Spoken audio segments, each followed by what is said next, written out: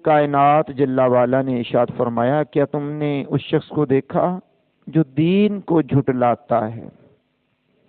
پھر وہ ایسا ہے جو یتیم کو دھکے مارتا ہے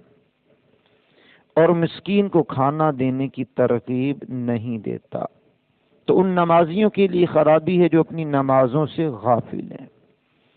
وہ جو دکھاوا کرتے ہیں اور برتنے کی معمولی چیز بھی نہیں دیتے۔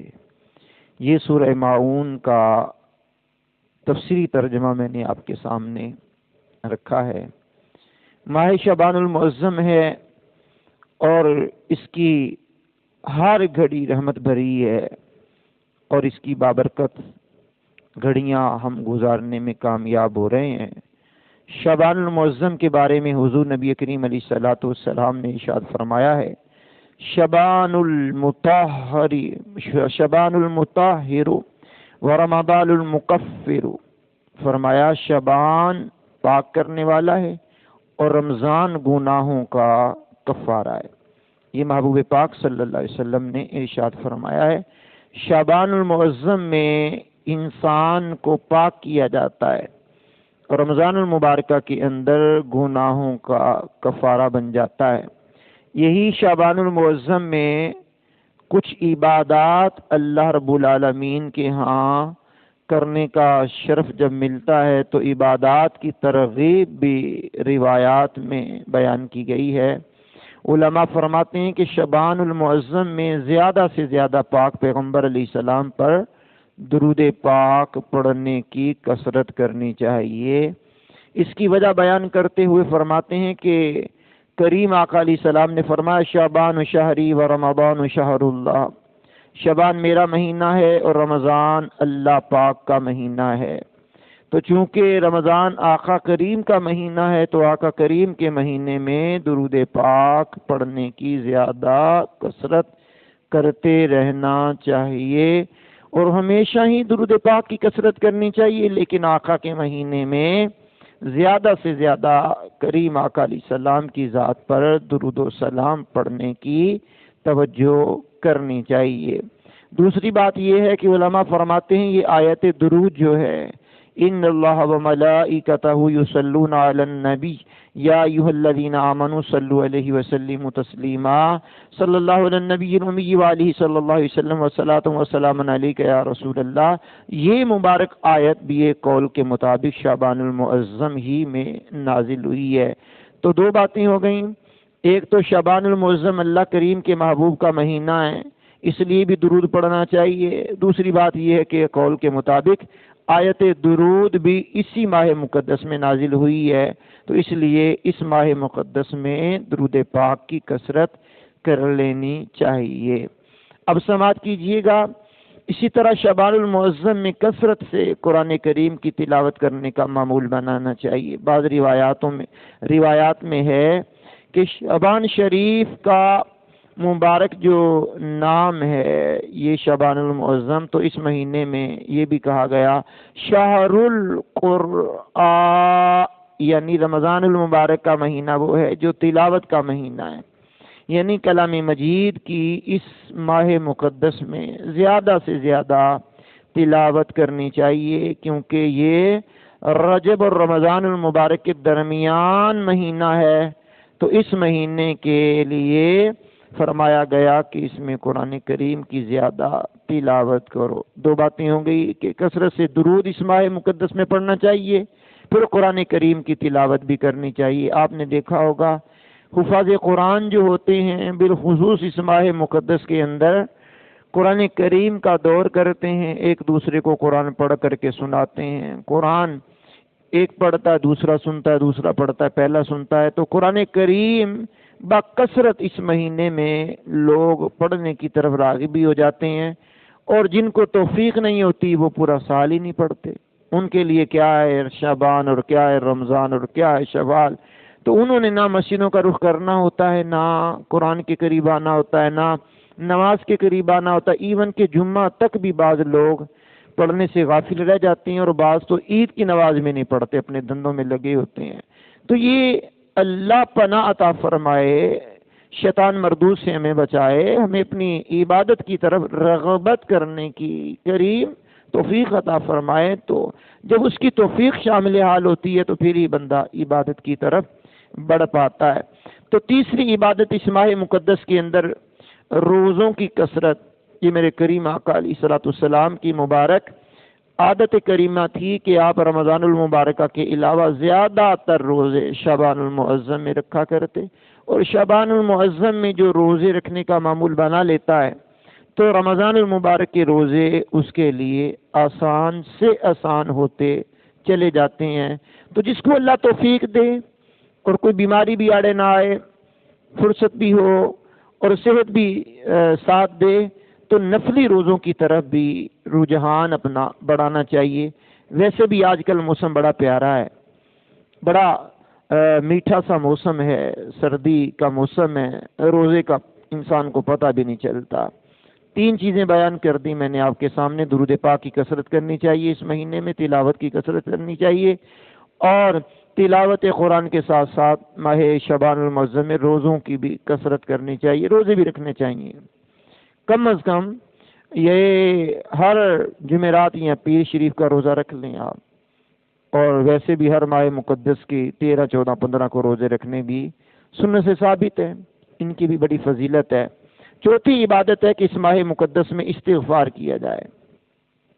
کریم آقا علیہ الصلوۃ والسلام نے فرمایا یہ وہ مہینہ جس سے لوگ غافل ہیں، حالانکہ اس مہینے میں لوگوں کے اعمال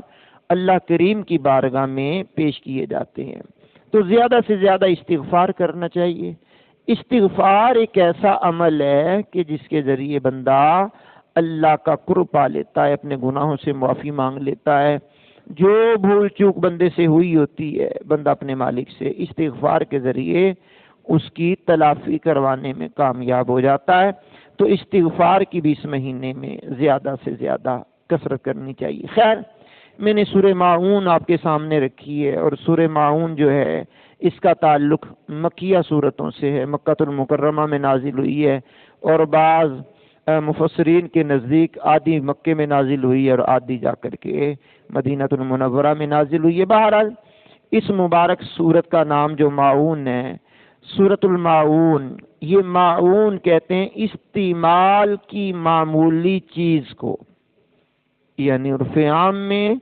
جو استعمال کرنے کی چیزیں ہوتی ہیں ان میں معمولی جو چیز ہے اس کو کہتے ہیں ماعون۔ اللہ اکبر، یہ قرآن کریم کی سورت کی نام کا مفہوم میں نے بیان کر دیا آپ کے سامنے۔ اب سورہ ماعون کے بارے میں علامہ بقائی رحمۃ اللہ تعالی علیہ فرماتے ہیں، سورہ ماعون میں بنیادی طور پر یہ نقطہ سمجھایا گیا ہے کہ قیامت کے دن اٹھنے اور بارگاہ الہی میں پیش ہونے کا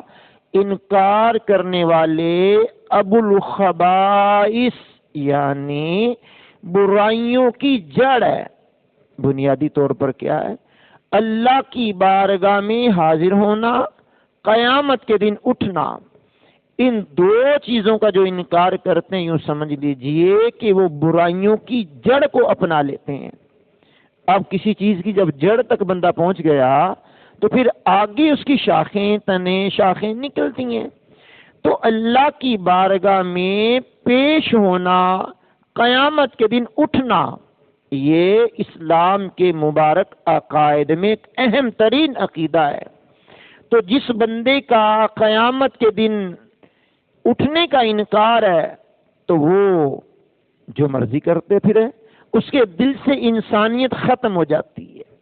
وہ حیوان کی طرح زندگی گزارتا ہے، یتیموں کا مال بھی کھاتا ہے، مسکینوں کا مال بھی کھاتا ہے، بے سہاروں پہ ظلم بھی کرتا ہے، کیونکہ اس کو پتہ ہے قیامت کے دن میں نے اٹھنا ہی نہیں ہے۔ یعنی وہ انکار جو کرتا ہے، قیامت کے دن اٹھنے کا انکار جو کرتا ہے، اسے پتہ ہی نہیں کہ میں نے قیامت کے دن اٹھنا ہے اور رب کائنات کی بارگاہ میں جا کر کے حاضری دینی ہے، اور رب کائنات کے سامنے میں نے اپنے اعمال کی جزائیں سزا پانی ہے۔ تو جو قیامت کے دن اٹھنے کا انکار کرتا ہے، اللہ کی بارگاہ میں پیش ہونے کا انکار کرتا ہے، تو وہ دن بہ دن لالچ میں، طمع میں، حرص میں دھنستا پھنستا ہوا چلا جاتا ہے، کیونکہ اسے معلوم ہے کہ دنیا ہی سارا کچھ ہے، آئے کیوں دنیا میں کوئی پتہ نہیں، رہے کیوں دنیا میں کوئی پتہ نہیں، گئے کیوں کوئی پتہ نہیں، مرنا ہے کوئی پتہ نہیں، کھاؤ پیو موج اڑاؤ عیش کرو اور زندگی گزار کے چلے جاؤ۔ تو یہ طریقہ کفار کا ہے، یہ طریقہ منافقین کا ہے، یہ طریقہ مسلمانوں کا نہیں ہے۔ مسلمانوں کے بنیادی عقائد میں یہ ہے کہ مرنے کے بعد اٹھنا ہے، قیامت کے دن اللہ کی بارگاہ میں پیش ہونا ہے، سزا یا جزا کا وہ دن ہے، یوم الفرقان ہے، یوم قیامت ہے۔ تو قیامت کے دن اٹھنے کا عقیدہ یہ مسلمانوں کے بنیادی عقائد میں سے ایک عقیدہ ہے، اور یہی حقیقت ہے کہ قیامت کے دن ہم نے اٹھنا ہے، اللہ کی بارگاہ میں پیش ہونا ہے۔ خیر، سورہ ماعون جو میں نے پڑھی ہے اس کے شان نزول میں علماء تفسیر نے یہ واقعہ تحریر کیا ہے کہ ایک مرتبہ مکے کا بہت بڑا کافر یعنی ابو جہل لعنتی، وہ کسی یتیم کو اس غرض سے اپنے پاس لے کر کے آیا کہ جو اس کا مال ہے وہ بھی میں سنبھالتا ہوں اور اس یتیم کی دیکھ بھال بھی میں کروں گا، اس کو کھانا پینا بھی میں دوں گا اور اس کے مال پر قبضہ بھی میں کروں گا۔ وہ یتیم کو لے کر کے آ گئے اپنے گھر، لیکن اس کی بدبختی کی انتہا ہے کہ وہ یتیم کا سارا مال ہڑپ کر گیا، نہ یتیم کو کھانا دیتا، نہ یتیم کو کپڑے دیتا، نہ یتیم پر شفقت کرتا۔ بالآخر اس کے مانگنے کے باوجود بھی یتیم کو وہ مال دینے پر راضی نہ ہوا، تو وہ دھکے دے کر کے اس کو اپنے گھر سے نکال دیا۔ جب نکال دیا تو وہ مکے کے سرداروں کے پاس پہنچا، تو مکے کے بڑے بڑے سرداروں نے اسے کہا کہ آپ ابو جہل جو آپ کو مال نہیں دیتا تو آپ محمد بن عبداللہ کے پاس چلے جائیں، وہ آپ کا مال دلوا دیں گے۔ بعض مرتبہ ہوتا ہے کہ تنزیہ طور پہ لوگ یہ جملہ کہتے ہیں، چلو اس کے پاس چلے جاؤ، اس کے پاس چلے جاؤ، اس کے پاس چلے جاؤ، جو تم سے بنتا کر لو، ہم نہیں دیتے۔ تو یہ طنز بھی ہوتی ہے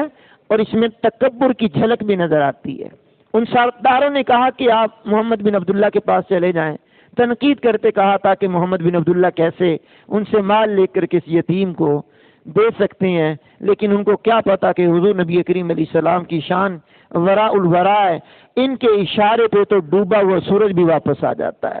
ان کے اشارے سے تو چاند دو ٹکڑے ہو جاتا ہے، ان کے اشارے سے تو درخت اپنی جڑوں کو نکالتے ہوئے بارگاہ رسالت میں حاضر ہو جاتے ہیں، ان کے اشارے سے تو جناب والا کایا دنیا کی پلٹ جاتی ہے، چاہیں تو اشاروں سے اپنے کایا ہی پلٹ دے دنیا کی۔ یہ شان ہے خدمتگاروں کی، سردار کا عالم کیا ہوگا؟ تو حضور نبی کریم علیہ السلام کی شان کا ان کو کیا پتا، منافقوں کو کیا پتا، کافروں کو کیا پتا ہے، اور گستاخوں کو کیا پتا ہے کہ کریم آقا علیہ السلام کو جو اللہ نے نوازا ہے کیا حضور کی شان ہے۔ وہ یتیم جس کو ابو جہل نے دھکے مار کر کے نکالا تھا، وہ بارگاہ رسالت میں حاضر ہوا، آ کر کے اپنا سارا ماجرا سنایا، تو کریم آقا علیہ السلام نے کہا تو میرے ساتھ چل، میں تیرا مال دلواتا ہوں۔ آپ نے اس یتیم کو ساتھ لیا، ساتھ لے کر کے ابو جہل کے گھر پر پہنچے، دستک دی۔ اندر سے جب ابو جہل آیا تو آپ نے کہا تو اس کا مال کیوں نہیں دیتا؟ اس نے کہا جی ابھی دیتا ہوں، ابھی دیتا ہوں، ابھی دیتا ہوں۔ آپ کو پروٹوکول بھی دیا، آپ کا استقبال بھی کیا، آپ کو اچھے انداز سے گائیڈ کیا اور اچھے انداز میں آپ کی بات کو سن کر کے اندر گیا، سارا مال لا کر کے اس کے حوالے کر دیا، یعنی کریم آقا کے حوالے کیا کہ آپ یتیم کو دے دیں۔ تو کریم آقا علیہ السلام وہ مال لے کر کے واپس پلٹے، تو سرداروں نے کہا کہ تم نے یہ کیا کیا؟ تم نے کوئی مذمت نہیں کی، مزاحمت ہی نہیں کی، تم نے محمد عربی صلی اللہ علیہ وسلم کے آنے پر ان کا استقبال بھی کیا، ان کو بلا چنو چرا یتیم کا مال دے دیا، یہ کیا ہوا؟ کہنے لگے میں تمہیں کیا بتاؤں کہ جب محمد عربی صلی اللہ علیہ وسلم میرے پاس آئے تو ان کے پیچھے ایک نیزہ مجھے نظر آیا کہ اگر میں انکار کرتا تو وہ نیزہ میرے وجود میں داخل ہو جاتا اور مجھے مار دیتا اور میں موت کے گھاٹ اتر جاتا، تو میں نے مال دینے میں ہی عافیت محسوس کی ہے۔ تو میرے کریم آقا یتیم پرور بھی ہیں اور یتیموں کا خیال بھی کرتے ہیں۔ جو بانی اسلام یتیموں کا خیال کرتا ہے وہ امیروں کا کتنا خیال کرتا ہوگا۔ اکثر بیشتر لوگ یتیموں کو اچھا نہیں سمجھتے، یتیموں کو، غریبوں کو، مسکینوں کو، نادار لوگوں کو، معاشرے کے پیچھے ہوئے لوگوں کو ٹھیک نہیں سمجھتے ہیں، لیکن جن کا کلمہ ہم نے پڑھا ہے وہ حضور پر نور سید عالم علیہ الصلوۃ والسلام جو ہیں یتیموں کے بھی خیر خواہ ہیں، یتیموں کے بھی حامی ہیں، اور یتیموں کی بھی امداد کرنے والے ہیں، بے سہاروں کی بھی امداد کرنے والے ہیں، محتاجوں کی بھی امداد کرنے والے ہیں، اور جس کا کوئی بھی نہیں ہے اس پر اپنا مال بھی نچھاور کرنے والے ہیں۔ تو یہ آپ کے اوصاف حمیدہ میں یہ بات شامل ہے۔ خیر، میں بات کرتے ہوئے بہت آگے نہ بڑھ جاؤں، تو قرآن کریم کے اندر مالک کائنات نے سورہ ماعون میں فرمایا ارأیت الذی یکذب بالدین فذلک الذی یدعو الیتیم ولا یحض علی طعام المسکین، کہا کیا تم نے اس شخص کو دیکھا جو دین کو جھٹلاتا ہے، پھر وہ ایسا ہے جو یتیم کو دھکے دیتا ہے اور مسکین کو کھانا دینے کی ترغیب نہیں دیتا۔ یہ اس کا شان نزول آیت کریمہ کا، اور یہ واقعہ جو میں نے ابھی پڑھا ہے وہ ہے۔ تو بہرحال اس کے مرکزی جو مضمون ہے اس سورہ مبارکہ کے وہ چار ہیں، چار مضامین ہیں اس سورہ مبارکہ کے بنیادی طور پر۔ پہلا اس کا مضمون جو ہے وہ ہے بخل، کنجوسی، اس سورہ مبارکہ کا مرکزی مضمون ہے سورہ ماعون کا۔ دوسرا نمازوں میں سستی اور لاپرواہی کرنے والے،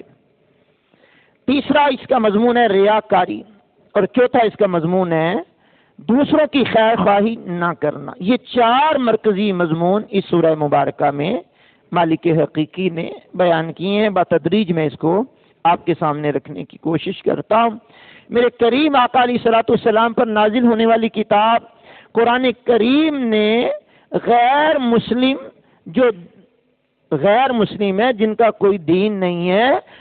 ان کا یہ مطمع نظر ہے کہ مرنے کے بعد اٹھنے کا وہ انکار کرتے ہیں، قیامت کا وہ انکار کرتے ہیں۔ ان کا پہلا عیب یہی ہے، اور یوں جان لیجئے کہ یہ اتنا بڑا عیب ہے کہ جو بے شمار برائیوں کی جڑ ہے۔ ابو الخبائث اس کو کہا گیا، ٹھیک ہے؟ تو ابو الخبائث یہ ہے کہ یہ جناب قیامت کے دن اٹھنے کا انکار کرتے ہیں۔ تو جس کو پتا ہے میں نے اٹھنا ہی نہیں ہے، انکار کرتا ہے، تو پھر اس کی جو مرضی آئے وہ کرتا ہے۔ بہرحال یہ بہت بڑا ایک عیب ہے۔ اس عیب کے ذریعے ہی لوگ جو ہے نا دین سے دور ہو جاتے ہیں، اور دین کے ماننے والوں پر طرح طرح کے الزامات لگاتے ہیں، اور دین کے ماننے والوں پر نہ جانے کیا کیا وہ مصیبتیں ڈھاتے ہیں۔ اور پھر صرف دین ہی کی بات نہیں ہے، ایسے لوگ یتیموں کے مال کو بھی ہڑپ کر کے کھا جاتے ہیں، اور ڈکار تک بھی نہیں لیتے۔ اللہ کی پناہ ہے، اللہ کی پناہ ہے۔ بہت افسوس کی بات ہے کہ یہ تھا تو غیر مسلموں کا عیب، تھا تو یہ منافقوں کا عیب کہ وہ بخل اور کنجوسی کے ذریعے اور وہ یتیموں کا مال کھانے میں ذرا برابر بھی دریغ نہ کرتے۔ لیکن یہ آج مسلم معاشرے کے اندر بھی یہ وبا عام ہو گئی، اتنی عام ہو گئی کہ نہ تو یہاں یتیموں کی قدر کی جاتی ہے، نہ یتیموں کے مال کو جناب والا ان کی حفاظت کی جاتی ہے، نہ یتیم بچوں کے اوپر دست شفقت رکھا جاتا ہے، نہ یتیموں سے پیار کیا جاتا ہے، بلکہ یہاں تک کیا ہے کہ جس سے بن پڑتا ہے وہ یتیموں غریبوں کا مال لوٹنے میں یا بالکل ہلکی قیمت میں خریدنے میں لگا ہوا ہوتا ہے کہ اس کے پیچھے کون ہے، جو مرضی دے دو ان کے مال پر قبضہ کر لیا جائے۔ تو اس حوالے سے بھی آپ سنیے گا، قرآن کریم نے جو حقیقت ان کی بیان کی ہے اور ان کو تنبیہ بھی کی ہے، اس طرح سماعت کیجئے گا کہ یتیموں کا مال کھانے والے، مسکین کا مال کھانے والے، سورہ النساء کی آیت نمبر 10 سے میرے سامنے مالک حقیقی فرماتا ہے ان الذین یأکلون اموال الیتامی ظلما انما یأکلون فی بطونہم نارا وسیصلون سعیرا، کہا بے شک وہ لوگ جو ظلم کرتے ہوئے یتیموں کا مال کھاتے ہیں وہ اپنے پیٹ میں بالکل آگ بھرتے ہیں، عنقریب وہ لوگ بھڑکتی ہوئی آگ میں داخل کر دیے جائیں گے۔ اب آپ غور فرما لیں کہ یتیموں کا مال وہ مال ہے کہ جو حقیقت میں ہے ہی یتیموں کا، لیکن جو لوگ بے دریغ تایا ہو یا چچا ہو یا ماموں ہو یا پھوپھی ہو یا خالہ ہو یا کوئی ہمسایہ ہو یا کوئی اور ہو، بے دریغ ان کا مال ہڑپ کرنے کے در پہ ہوتے ہیں۔ جیسے ہی موقع ملتا ہے کہ ان کا مال بس کھا کر کے ڈکار تک بھی نہیں لیتے، ان کا یہ حال ہے۔ بہرحال سنیے گا، کریم آقا علیہ الصلوۃ والسلام کی مبارک شریعت میں یتیموں کے فضائل مالک حقیقی کے محبوب نے کیا بیان کیے۔ کریم آقا رحیم آقا علیہ الصلوۃ والسلام کی مبارک حدیث ہے، فرمایا اللہ پاک جلا والا کے محبوب علیہ السلام نے فرمایا مسلمانوں میں بہترین گھر وہ ہے جس میں یتیم رہتا ہو اور یتیم کے ساتھ اچھا سلوک کیا جاتا ہو، اور مسلمانوں میں بدترین گھر وہ ہے جس میں یتیم رہتا ہو اور اس سے برا سلوک کیا جاتا ہو۔ یعنی بہترین گھر کائنات میں وہ ہے جہاں یتیم ہو اور اس کی دیکھ بھال بھی کی جاتی ہو، یتیم ہو اس کا خیال بھی کیا جاتا ہو، یتیم ہو اور اس کی تکریم بھی کی جاتی ہو، یتیم ہو اور اس کی عزت افزائی بھی کی جاتی ہے، اس کو کھانا پینا بھی دیا جاتا ہو، اس کے سر پر دست شفقت بھی رکھا جائے۔ تو بہترین مسلمانوں کے گھروں میں سے وہ گھر ہے، اور بدترین وہ گھر ہے جہاں یتیم بھی پایا جائے، یتیم بھی رہے لیکن اس سے اچھا سلوک نہ کیا جائے، برا سلوک کیا جائے، اپنی اولاد کو زیادہ ترغیب، اپنی اولاد کو زیادہ عزت دی جائے ان کے سامنے، اور ان کو احساس کمتری کا شکار کرانے میں اہم کردار ادا کیا جائے۔ تو بدترین گھر وہ ہے جس میں یتیم کی عزت نہیں ہوتی، یتیم کا خیال نہیں کیا جاتا، یتیم پر ظلم کیا جاتا ہے، اور بہترین گھر وہ ہے جہاں یتیم کا خیال رکھا جاتا ہے، یتیم کی آؤ بھگت کی جاتی ہے، تکریم کی جاتی ہے، عزت کی جاتی ہے۔ تو ایک حدیث اور سنیے، میرے کریم آقا علیہ السلام نے فرمایا ہے کہ مسکین لوگ جنت میں مالداروں سے 40 سال پہلے جنت میں چلے جائیں گے۔ پھر فرمایا ہے عائشہ مسکینوں سے محبت کرو، ان کو قریب رکھو، اللہ پاک قیامت کے دن تمہیں قریب کرے گا۔ گویا مسکینوں سے محبت رکھنا، ان کو قریب کرنا، ان کی یاد بھگت کرنا، ان سے صلہ رحمی کرنا اور ان سے قرب کا مطلب یہ ہے کہ اللہ قیامت کے دن قرب عطا فرمائے گا۔ یہ حضور نبی کریم علیہ السلام کی حدیث، میں دوسری حدیث آپ کے سامنے پڑھنا چاہتا ہوں۔ میرے کریم آقا رحیم آقا علیہ الصلوۃ والسلام نے ارشاد فرمایا جو شخص یتیم کے سر پر محض اللہ پاک کی رضا کے لیے ہاتھ پھیرے تو جتنے بال اس کے نیچے آ جائیں گے، ہر بال کے بدلے ہاتھ پھیرنے والے کے نامہ اعمال میں اللہ نیکیاں لکھے گا۔ یا جو یتیم لڑکی یا یتیم لڑکے پر احسان کرے، فرمایا وہ اور میں جنت میں اس طرح ہوں گے۔ اللہ اکبر کبیرہ۔ اب 2 انگلیاں ملا کر کے کریم آقا کا یہ فرمانا کہ یتیم پر احسان کرنے والا، یتیم کی کفالت کرنے والا، یتیم کا خیال کرنے والا، یتیم کو کھلانے والا، اور اگر وہ جوان ہو جائیں تو جناب والا ان کے نکاح کی ذمہ داریاں قبول کرنے والا، یہ مفہوم حدیث پڑھ رہا ہوں۔ فرمایا وہ اور میں جنت میں یوں ہوں گے، یعنی میرے ساتھ وہ جنت میں یوں ہوگا۔ یہ بہت بڑی فضیلت میرے حضور نے بیان فرمائی ہے۔ اب آپ غور فرما لیں کہ اس بات کی شرح بیان کرتے ہوئے حکیم الامت، مشہور مفسر قرآن حکیم الامت مفتی احمد یار خان صاحب نعیمی رحمۃ اللہ تعالی علیہ فرماتے ہیں کہ اجنبی یتیم کے سر پر ہاتھ پھیرنے کی جب یہ شفقت کرنے کی یہ فضیلت ہے تو ان کی کفالت کرنے کی، ان کو کھانا دینے کی، ان کی مالی امداد کرنے کی کتنی فضیلت ہوگی۔ بہرحال جس کی ماں دنیا سے چلی جائے، جب اس کے سر پہ ہاتھ پھیرنا تو اس کا طریقہ بھی علماء نے بتایا کہ اگر یہ سر ہے اس کا تو ہاتھ پھیریں گے تو سر کے پیچھے سے ہاتھ پھیرتے ہوئے آگے لائیں گے، ٹھیک ہے نا جی۔ اب سر ہے تو یوں ہاتھ پھیرتے ہوئے آگے لائیں گے، یعنی گدی سے یوں سر پہ ہاتھ پھیریں گے۔ ماں اگر انتقال کر گئی، وہ بچہ یتیم ہے، اگر باپ چلا گئے تو پھر سامنے سے ہاتھ پھیرتے ہوئے پیچھے گدی کی طرف لے جائیں گے۔ یہ طریقہ استحبابی ہے، مستحب ہے، اس طریقے پہ عمل کریں گے تو اللہ کریم زیادہ ثواب عطا فرمائے گا۔ حضرت ابو درداء رضی اللہ تعالیٰ عنہ بیان کرتے ہیں ایک شخص حضور پاک صلی اللہ علیہ وسلم کی خدمت میں حاضر ہوا، عرض کی جان کائنات صلی اللہ تعالیٰ علیہ وسلم میرا دل بڑا سخت ہے، میں چاہتا ہوں کہ میرا دل نرم ہو جائے۔ آج سخت دل کے بندے بڑے پائے جاتے ہیں معاشرے میں،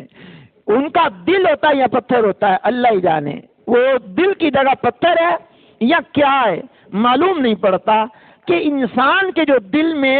احساس نہیں ہے تو وہ پتھروں سے بھی بڑا ہے نا، بڑا مضبوط ہے پتھروں سے بھی وہ۔ بہرحال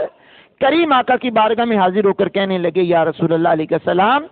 میرا دل بڑا سخت ہے، کوئی علاج تجویز کر دیں۔ میرے کریم آقا علیہ السلام نے جو اسے بتایا نا، فرمایا تو ایسا کر، تیرا دل جو ہے بالکل ٹھیک انداز میں ہو جائے گا، تو یتیم پر رحم کیا کر اور یتیم کے سر پر دست شفقت پھیرا کر، اپنے کھانے میں اس کو کھانا کھلایا کر، تو تیرا دل نرم ہو جائے گا اور جتنی تیری حاجتیں ہیں اللہ اپنے کرم سے پوری کر دے گا۔ سبحان اللہ الکریم۔ تو یہاں یتیم پر رحم کرنا، یتیم کو کھانا کھلانا، یتیم کے سر پہ ہاتھ پھیرنا، یہ اپنی حاجتیں بھی پوری کرتا ہے اور دل کے اندر نرمی بھی پیدا کرتا ہے۔ جب دل نرم ہو جاتا ہے تو پھر اللہ کے خوف سے آنکھیں برستی ہیں۔ جب دل نرم ہو جاتا ہے تو بندہ غریبوں کی امداد کرنے کی طرف بڑھتا ہے۔ جب دل نرم ہو جاتا ہے تو رشتہ داروں سے اچھا سلوک کرتا ہے۔ جب دل نرم پڑ جاتا ہے تو پھر نماز میں بھی رکت پیدا ہوتی ہے، تلاوت میں بھی رکت پیدا ہوتی ہے، درود پڑھنے میں بھی رکت پیدا ہوتی ہے، نعت سننے میں بھی رکت پیدا ہو جاتی ہے۔ حضور صلی اللہ علیہ وسلم کا ذکر خیر کرنے سے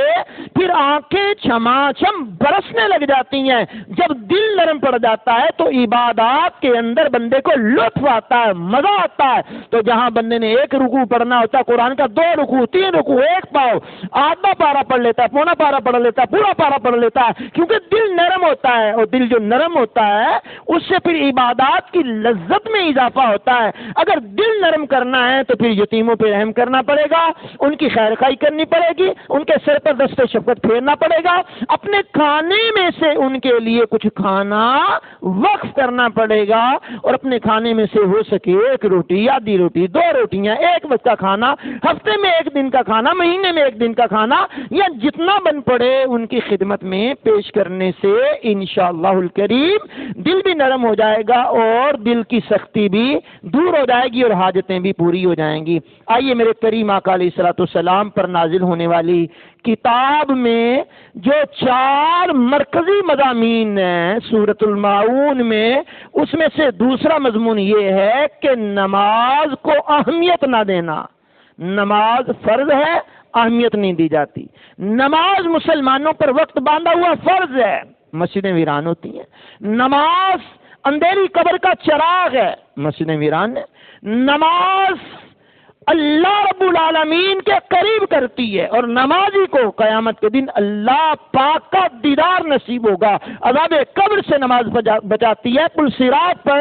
تیزی کے ساتھ بندے کو گزار دیتی ہے۔ نماز مومن کی معراج ہے۔ تو نماز ایک ایسی چیز ہے کہ جس کے ذریعے بندہ اللہ کا قرب زیادہ حاصل کرتا ہے۔ تو سورہ ماعون میں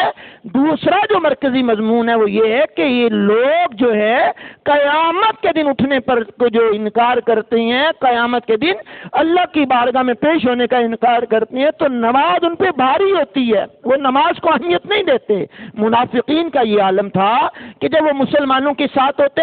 تو خوب نمازیں پڑھتے، خوب عبادت کرتے، کیونکہ مسلمان ان کے ساتھ ہیں، یہ بھی جان لیں کہ ہم بھی ایمان والے ہیں، لیکن جب الگ ہوتے تو نماز کی پرواہ نہ کرتے، پڑھتے ہی نہ نماز کو ضائع کرتے۔ یہ منافقین کا وصف تھا، مسلمانوں میں بھی یہ وصف عام ہو گیا۔ جب ہم 4 بندوں میں ہوتے ہیں تو نماز دل لگا کر کے پڑھتے ہیں، کسی کے سامنے نماز پڑھتے ہیں تو بڑا خشوع و خضوع ہوتا ہے، نماز پڑھنے میں اٹھک بیٹھک کرنے میں رکوع قیام رکوع سجود قومہ جلسہ تشہد وغیرہ بڑے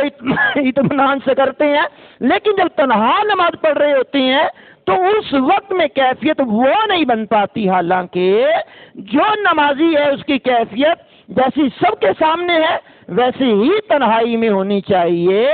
تو نماز کو اہمیت نہ دینا یہ بھی کفار اور منافقین کا طریقہ ہے۔ وہ کافر تو خیر عبادت کیا کریں گے، منافقین جو ہیں ان کا یہ عیب بیان قرآن نے کیا ہے کہ وہ نماز کو اہمیت نہیں دیتے۔ یہ وصف بھی مسلمانوں میں عام ہوتا جا رہا ہے تو منافقوں والا، لیکن مسلمانوں نے اسے اپنا وتیرہ بنا لیا ہے۔ الذین ھم عن صلاتہم ساہون، جو اپنی نمازوں سے غافل ہیں۔ نمازوں سے غافل. اب غور فرمائیں ذرا, بندہ بازار میں ہے, نماز کا وقت آیا, گزر گیا, پرواہ ہی نہیں ہے, نہ وہ گھر پہنچے ٹائم سے, نہ وہ مسجد کا رخ کرے ٹائم سے, نہ وہ نماز کی تیاری ٹائم سے کرے. آج کل سردیوں میں پھر اور وبا, اتنا کچھ ہم نے چڑھایا ہوتا ہے, کہتے ہیں یار وضو میرا ٹوٹ گیا ہے, اب مجھے سردی لگتی ہے, گھر میں جا کر کے میں جناب والا گھر میں گیزر چل رہا ہے اور گرم گرم پانی سے میں وضو کروں گا تو گھر میں نماز پڑھ لوں گا. بھائی وقت پر نماز پڑھنا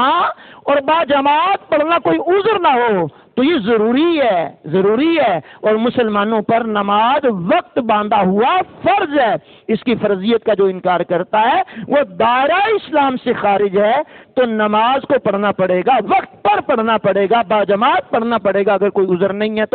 تو یہ نماز کی غفلت ذرا بھی ہمیں کرنے کی قرآن و حدیث نے اجازت نہیں دی. لیکن کیا کریں, معاشرے کے اندر نماز سے غفلت کی یہ چند صورتیں پائی جاتی ہیں, جن میں سے یہ بھی ہے نماز پابندی سے نہ پڑھنا, صحیح وقت پر نہ پڑھنا, نماز کے فرائض واجبات صحیح طریقے سے ادا نہ کرنا, شرعی عذر کے بغیر باجماعت نہ پڑھنا, نماز کی پرواہ نہ کرنا, تنہائی میں قضا کر دینا, لوگوں کے سامنے پڑھ لینا وغیرہ. لیکن غور کیا جائے تو یہ صورتیں ہمارے معاشرے میں اب عام ہو چکی ہیں, جبکہ یہ مسلمانوں کا طریقہ نہیں ہے. یہ منافقین کا عیب قرآن نے بیان کیا تھا سورہ ماعون میں, جس میں ہم بھی مبتلا ہوتے ہوئے چلے جا رہے ہیں. میرے سامنے سورہ مریم کی آیت نمبر 59 ہے. مالک کائنات نے یہ بیان کیا, فرمایا فخلف من بعدهم خلف اضاعوا الصلاة واتبعوا الشهوات فسوف يلقون غيا. قرآن نے کہا تو ان کے بعد وہ نالائق لوگ ان کی جگہ آئے جنہوں نے نمازوں کو ضائع کیا, اپنی خواہشوں کے پیچھے پڑ گئے, پیروی کی, تو ان قریب وہ جہنم کی خوفناک وادی غی سے جا ملیں گے. اس آیہ کریمہ میں غی کا جو تذکرہ ہے وہ اس کو بیان کرتے ہوئے حضرت علامہ مولانا مفتی محمد امجد علی اعظمی رحمۃ اللہ تعالی علیہ فرماتے ہیں, صاحب بہار شریعت, کہا غی جہنم ایک وادی ہے جس کی گرمی اور گہرائی سب سے زیادہ ہے. اس میں ایک کنواں ہے جس کا نام حب ہے. جب جہنم کی آگ بجھنے پر آتی ہے, ہلکی ہونے پر آتی ہے, تو اللہ پاک اس کنویں کو کھول لیتا ہے, جس سے بدستور وہ پہلے کی طرح بڑکنے لگتی ہے. اس وادی کے اندر ڈالا جائے گا. جو بے نمازی ہے, بے نمازی تیری شامت آئے گی, قبر کی دیواریں بس مل جائیں گی, توڑ دے گی قبر تیری پسلیاں, دونوں ہاتھوں کی ملیں جو انگلیاں. زندگی میں گر چھوٹی ہے کوئی نماز, جلد کر لے ادا تو آ غفلت سے باز. عاشقان رسول خوف خداوندی سے لرز اٹھی اور گھبرا کر جلدی گناہوں سے سچی توبہ کر لیجئے. قرآن کریم میں بتایا گیا کہ جو نمازوں کو ضائع کرتا ہے وہ غی نامی جہنم کے ہولناک کنویں کا حقدار ہے. اس خوفناک کنویں کو سمجھنے کے لیے کبھی اندازہ کیجئے, کہیں جانے کا موقع ملے اور کوئی کنواں نظر آئے, اس کے اندر جھانکیے, اس کی گہرائی میں جھانکنے سے بندے کے جسم پر لرزہ طاری ہو جاتا ہے. تو جو جہنم کی آگ کا بھی زیادہ حصہ اس کنویں میں ہوگا غی, تو اس کی آگ برداشت کرنے کی قوت طاقت ہمارے بدن میں بالکل بھی نہیں ہے. بہرحال سنیے ذرا, میرے کریم آقا علیہ الصلوۃ والسلام کی مبارک شریعت میں یہ بھی ہے کہ کتابوں میں لکھا ہے کہ نماز میں سستی کرنے والا قیامت کے دن جب آئے گا تو اس کے چہرے پر 3 سطریں,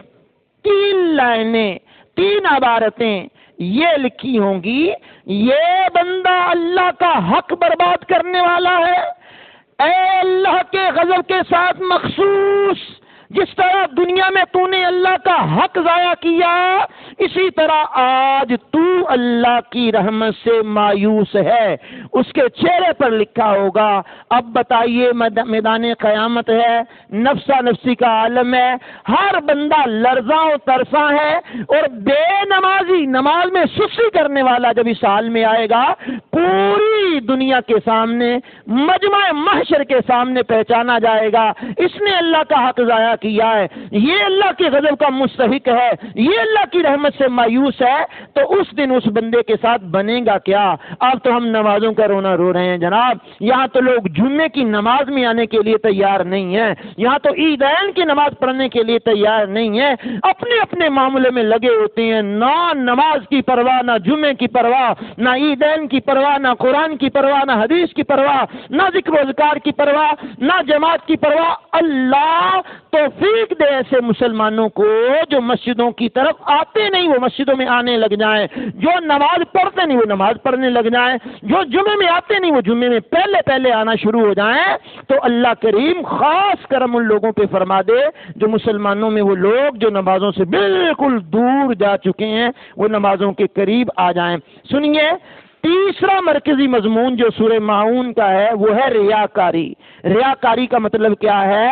کہ اللہ پاک کی عبادت اس ارادے سے کرنا کہ جو اس کے غیر کے لیے کوئی اور اللہ کی رضا مطلوب نہ ہو، کسی اور ارادے سے عبادت کرنا، اس کو کہتے ہیں ریاکاری۔ مطلب یعنی ریاکاری کا مطلب اللہ کی عبادت کسی اور ارادے سے کرنا۔ مطلب میں آیا یہاں تو نماز کا بھی ٹائم ہے، میں نے بڑے خشوع و خضوع سے کوئی دیکھ رہا ہے تو میں نے نوافل پڑھنے شروع کر دیے۔ اب مطلب کیا تھا کہ کوئی مجھے دیکھ لے، ارادہ یہ تھا کہ کوئی مجھے دیکھ لے تو میں خشوع و خضوع سے نماز پڑھتا ہوں، تو اس نیت سے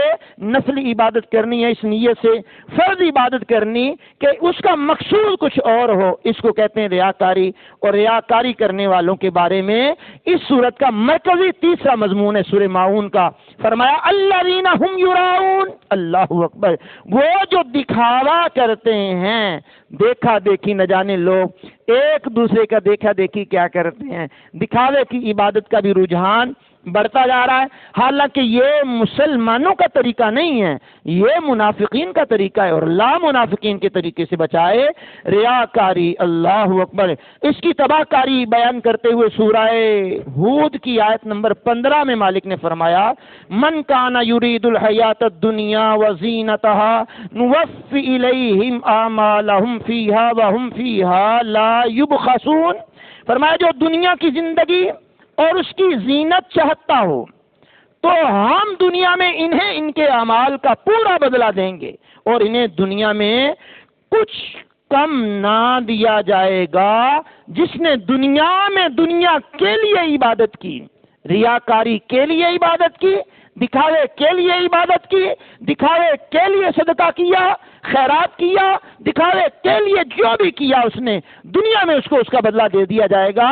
آخرت کے اندر اس کا کوئی حصہ بھی نہیں ہوگا۔ حضرت ابن عباس رضی اللہ تعالیٰ عنہما اس آیت کی تفسیر میں فرماتی ہیں کہ ریاکاروں کو دنیا ہی میں ان کی نیکیوں کا بدلہ دیا جاتا ہے اور ان پر ذرہ بھر بھی ظلم نہیں کیا جائے گا۔ اللہ اکبر، اللہ اکبر،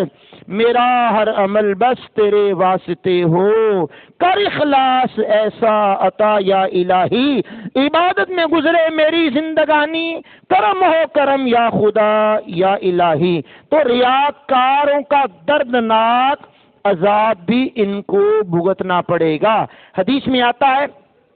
جہنم میں ایک وادی ہے جس سے جہنم روزانہ 400 مرتبہ پناہ مانگتا ہے۔ جہنم میں وادی، جہنم میں وہ جو وادی ہے، اللہ اکبر، جہنم اسے 400 مرتبہ پناہ مانگتا ہے۔ اللہ پاک نے یہ وادی امت محبوب، امت محمدیہ کے ان ریاکاروں کے لیے تیار کی ہے جو قرآن کریم کے حافظ ہیں، غیر اللہ مثلا دکھلاوے اور اپنی واہ واہ کے لیے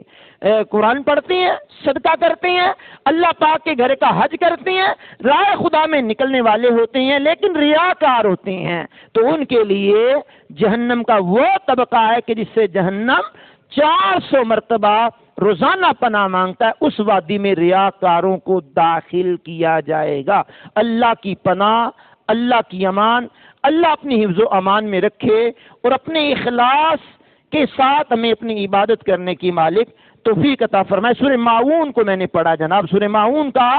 مرکزی چوتھا مضمون یہ ہے کہ سورہ ماعون کا کہ وہ خیر خواہی نہ کرنا ہے، یعنی جو بندہ منافقین کی صفت رکھتا ہے وہ ذرہ برابر بھی مسلمانوں کے ساتھ خیر خواہی کا سلوک نہیں کرتا۔ آپ دیکھ لیجئے ہیلمٹ پر گورنمنٹ نے پابندی سختی کی ہے تو وہ ہیلمٹ جو 300-400 روپے کا ملتا، 500 روپے کا ملتا، 5,000 کا سیل کرنے والے لوگ ہیں۔ پتہ ہے غریب مر رہا ہے، 2,000 کا اس کا چلان ہو جانا ہے، دکاندار کمانے پہ لگے، جو چیز مہنگی ہوئی مسلمانوں کی خیر خواہی کوئی نہیں ہے، اس کو سٹاک کیا اور پھر مسلمانوں کو مہنگے داموں بیچا۔ وہ بچہ جو روزانہ بیچارہ دہاڑی کے 600-700 روپے کماتا ہے، 200 کا چلان اس کے ہاتھ میں آ گیا، ہیلمٹ لینے کے لیے گیا تو ہیلمٹ والے نے کہا جناب سوری جناب یہ پہلے 700 روپے کا تھا، اب آپ کو 2,000 کا دیا جائے گا یا 2,500 روپے کا دیا جائے گا۔ یہ خیر خواہی ہے؟ جو چیز معاشرے میں شارٹ ہوتی ہے اس کو اس طرح غائب کر دیا جاتا ہے کہ اور بھی غائب کر کے مسلمانوں کی خیر خواہی نہیں کی جاتی۔ پھر جناب صدقہ و خیرات میں جتنے مرضی لٹاتے رہے، جب مستحق کو ہی تنگ کر دیا، غریب کو ہی تنگ کر دیا اور مجبور کو اور مجبور کر دیا تو یہ طریقہ مسلمانوں کا نہیں ہے۔ سورہ ماعون نے منافقین کا طریقہ بتایا ہے کہ وہ خیر خواہی کرنے کا ان کے اندر جذبہ ذرا بھی نہیں ہوتا۔ آپ دیکھیے قرض دینا لینا یہ سنت سے ثابت ہے، لیکن حالات واقعی ایسے ہیں کہ کسی کو قرض دے کر کے واپس لینا بہت مشکل ہوتا ہے، اللہ جو امانت داری سے واپس کر دے تو دینے والا بھی 100 مرتبہ سوچتا ہے، لینے والا تو خیر سوچتا نہیں، وہ تو مجبور ہے بیچارہ۔ لیکن اگر قرض دینے والا دے بھی دے تو آگے لینے والا پھر ٹال مٹول کر کے پتہ نہیں کیا کیا کرتا ہے، تو قرض دینے والا بھی کہتا ہے جتنے اس کو قرض دینے میں کاروبار میں ڈال دیتا ہوں یہ ڈبل سے ٹرپل ہو جائیں گے۔ تو بہرحال اس طرح دوسروں کی خیر خواہی نہ کرنا، اس کے بہت سارے ریزن بنتے، بہت سارا اس کی بیک پہ باتیں ہیں۔ بہرحال ہمیں مسلمانوں کو چاہیے کہ مسلمان بھائیوں کی دل جوئی بھی کیا کریں۔ شعبان المعظم شروع ہو چکا، آج 3 تاریخ ہے اس کے اندر کثرت کے ساتھ نبی پاک پر درود پڑھے، کثرت کے ساتھ اس ماہ مقدس میں قرآن کی تلاوت کی جائے، کثرت کے ساتھ استغفار کیا جائے، ہو سکے تو اس ماہ مقدس کے اندر کچھ نفلی روزے بھی رکھ لیے جائیں اور اللہ کریم کے حضور اس انداز میں ہم حاضر ہوں کہ اپنے نامہ اعمال نیکیوں سے بھرا ہوا ہو اور گناہ ہمارے پاس نہ ہونے کے برابر ہوں، اگر ہو بھی گئے بھول چوک میں تو اللہ سے معافی مانگ کر کے پاک صاف ہو کر کے اس دنیا سے جائیں۔ رمضان المبارکہ یہ میرے محبوب کا مہینہ ہے، آئندہ آنے والا رمضان اللہ کا مہینہ ہے، پچھلا گزرا مہینہ بھی بڑا بابرکت تھا، تو ان ماہوں میں بالخصوص مسلمانوں کے اندر نیکی کرنے کا جذبہ بڑھ جاتا ہے، تو نیکیاں کرتے ہوئے پورا سال ہی نیکیوں کی طرف آنا جانا، نیکیوں کی طرف راغب رہا کریں اور نیکیاں کرنے کا اپنا ذہن بنایا کریں۔ عرشوں کا مالک مجھے آپ کو عمل کی توفیق سے مالا مال کرے۔ وآخر دعوانا الحمدللہ۔